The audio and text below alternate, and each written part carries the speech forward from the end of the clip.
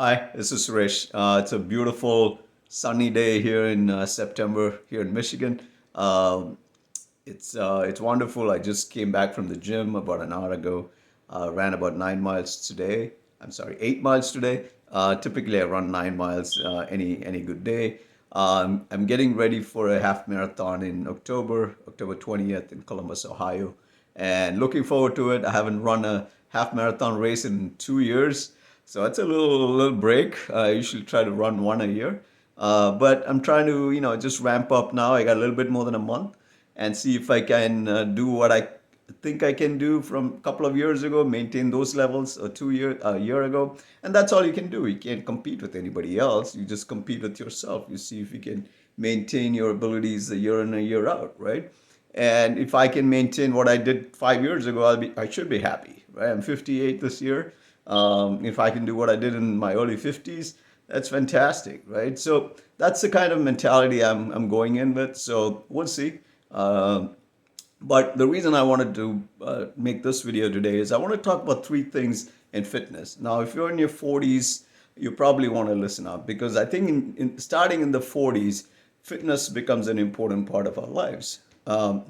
So the three things about fitness in general categories. One is flexibility and balance. Number two is cardio and endurance. Number three is weights, strengthening, resistance training. So if you look at all three of them, that all three of them are different, and you can make progress in each one of those things. And I think it's important that we make progress in each one of those. For example, I spend a lot more of my time in cardio and endurance because I'm a long distance runner. So in running, it's primarily cardio and it's endurance if you're running long distance. So I would say I'm pretty good in my cardio and endurance levels for my age. In terms of percentages, I don't know, but I'm quite happy with where I am. Now, where I'm not happy with or where I should be improving is weightlifting, strength training, resistance training. Why? Because muscle building is important, especially as we are aging, with supposedly losing a percentage of your muscle mass every year, which means that's more work for you. You got to keep working on it to retain your muscles. And why muscles are important? Muscles, recently there's been a lot of published information that muscles are an important part for absorbing sugar in your body. So anything, your carbs that you're eating, anything that converts into sugar in your body, the muscles help to absorb them. So which is great before the sugar goes into your bloodstream. I'm not a doctor, but I'm getting there.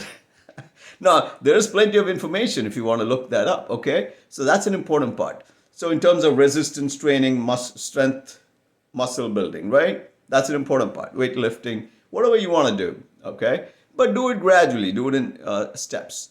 Cardio, you can do a bunch of different cardio training you can do. You can go on a treadmill, you can jog, you can walk, jog. You can go on an elliptical. The bike is another one. You can go biking. You can just walk uphill. That's a good cardio. Swimming is another great cardio. Even rowing. Rowing is a good cardio plus strength training if you think about it. It's a resistance there. So some of the exercises combine both cardio and strength. So the other thing you can do is, I've talked about all those things, cardio, right? So cardio, you can take different levels of cardio. You don't have to run 10 miles, do a half marathon or marathon.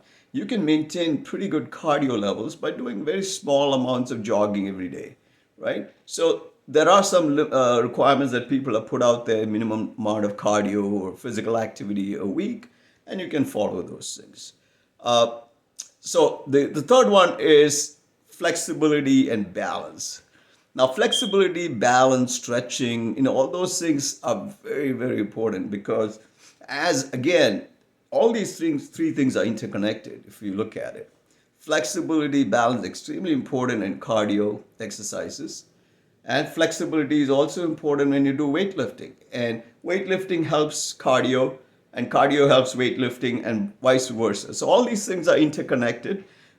In terms of flexibility balance, I think you have yoga, you have other Tai Chi, you have simple stretching exercises, you have Pilates, and There are some new things that coming out called gyrotronics. So I haven't really tried out Pilates and gyrotronics, but again, in very simple terms, stretching is important, right? So I think anybody who's in his 50s knows when you wake up, you're pretty still. It's just things need some time to get that blood flow going and all that stuff. It's a great thing to do some stretching in the morning. I've always found that when I do some stretches, extra stretches help. I try to stretch before I run and after I'm done running. So before and after stretching is important.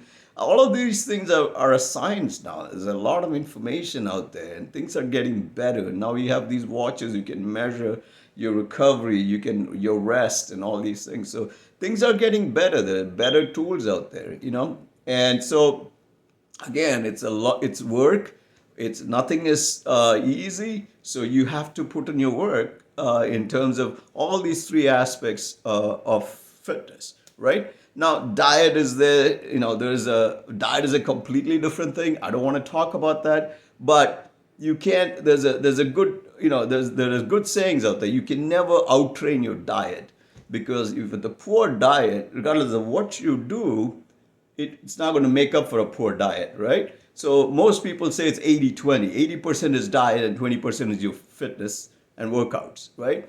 I don't know about that number, but diet is extremely important because I can do all the running I want, but if I don't eat right, it's just not going to help, right? So again, I just want to touch upon this, make this little video and just talk about the importance of all three things. And you can make little incremental improvements in each one of those things.